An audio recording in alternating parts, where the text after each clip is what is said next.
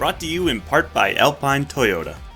So if you guys have been around the channel for a while, you might recognize this spot we're at. We are back in Invermere. We weren't sure whether we were gonna make our way out here this year or not, but we found the time. We just stopped here at the ghost town, just a few little rundown cabins, and then, yeah, we'll be hitting trail.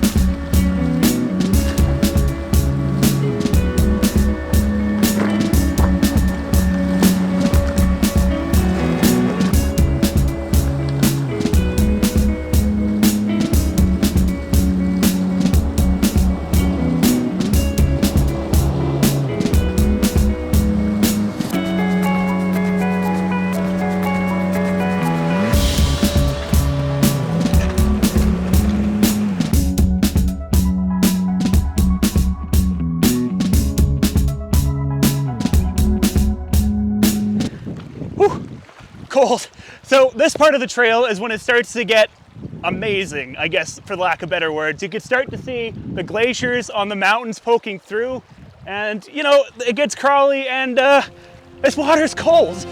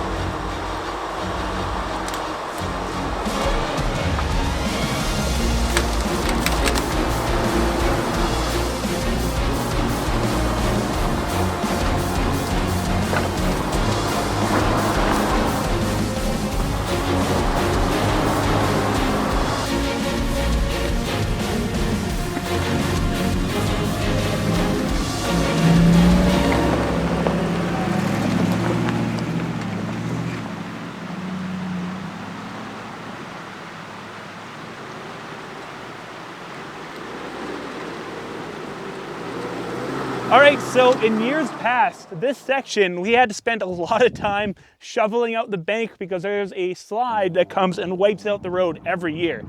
The one good part about how late we're coming this year, somebody already did it, and somebody did a pretty good job. It is super wide and super accessible now. So yeah, we'll get over this, no problem this year.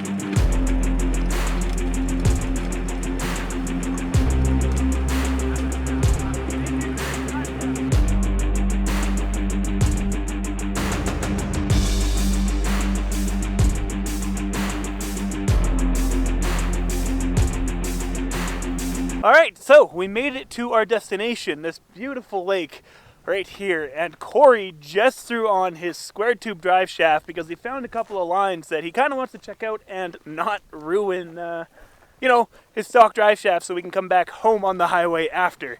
So, yeah, drive shaft's on. Let's go see what we can get into. Or, let's go, I guess see what Corey will get into.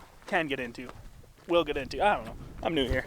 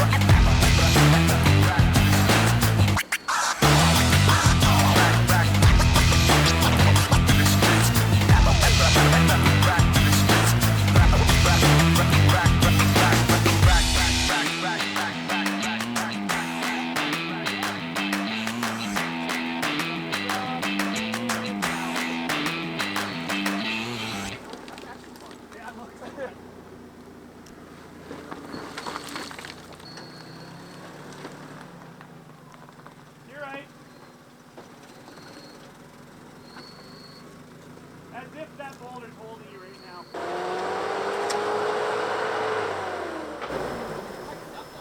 The rock. Here's the situation. Corey went up this boulder around, and now that boulder is currently sitting on the front of his gas tank. And it's likely going to damage the tank if it continues any further on that boulder. So we're going to jack it up all nice and sketchy like, try to push the truck over so that it's the sliders or the leaf springs or something, not the gas tank, on the boulder instead.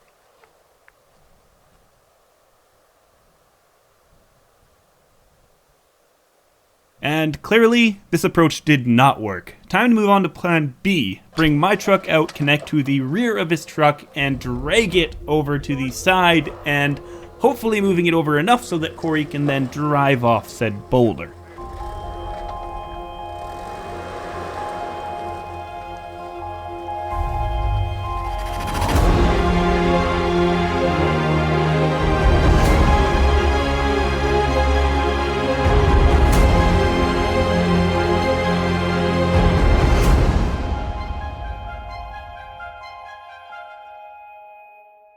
Alright, so we were going to camp here beside this beautiful lake.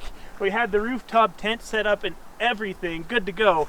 Me and Corey went for a hike up there, and we got chased off the mountain by an actual grizzly bear. Luckily, it came down to the water for a drink, and it left us alone after that. But we're packing up, we're leaving, because we don't want to sleep here knowing that there's a grizzly bear in the area.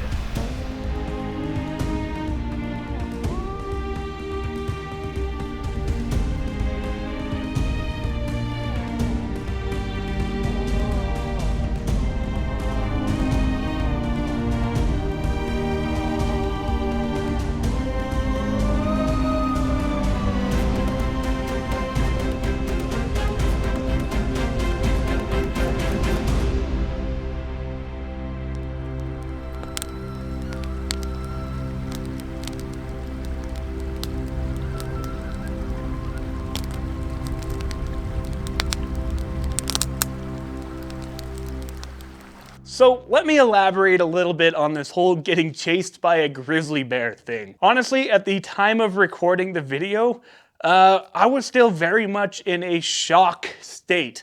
Like when we were talking about how we're packing up and moving down, yeah, I realize now in editing that I did a terrible job at explaining what happened. So Let me explain. As you saw in the video, we arrived at this beautiful Alpine lake at the very end of this valley. We got there, we set up camp, and by this time we realized it's still very early in the day. It was about 4 p.m. There's still lots of daylight left. So me and Corey are looking up at the shale mountainside beside us, and at the very top, there is these ice caves.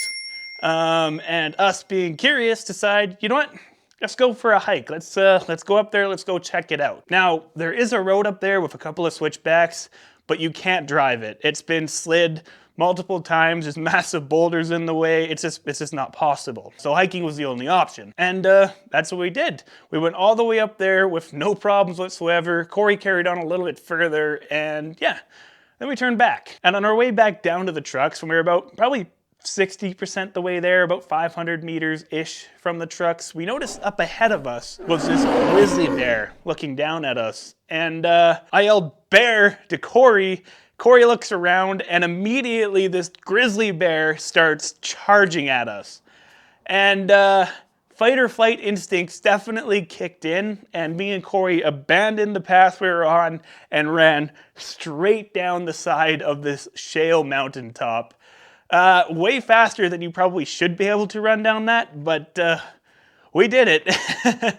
And luckily when we got down to the bottom, we looked back up, the bear did stop its charge, but it was still slowly coming after us, walking, standing its ground, letting us know that it's there. We got back to the trucks, and Corey took his gun out and tried to let the bear know it was there by firing off a couple rounds in the air. It didn't care. It just stayed in that area and watched us the whole time. And yeah, at this point when we realized this bear wasn't going anywhere, it was time to move. We didn't want this bear to decide that we were food in the middle of the night or anything like that, so we packed up and headed down to this lower camp. Anyways, guys, that about wraps up this week's episode of Dirt Garage. I hope you enjoyed it. If you don't mind, please smash that like button, and hey, consider subscribing. I upload weekly Toyota building, wheeling, and off-roading content. And yeah, I'll see you guys next week. I'ma make Peace. a couple stacks, do exactly what I want to. Mix a couple tracks, get a lady that I'm drawn to. Turn up to the max, get me faded till I'm gone, dude. I do what I want, couldn't stop me if you wanted to. I just work hard, yeah, harder than the rest. Some people say I'm lucky, others say I'm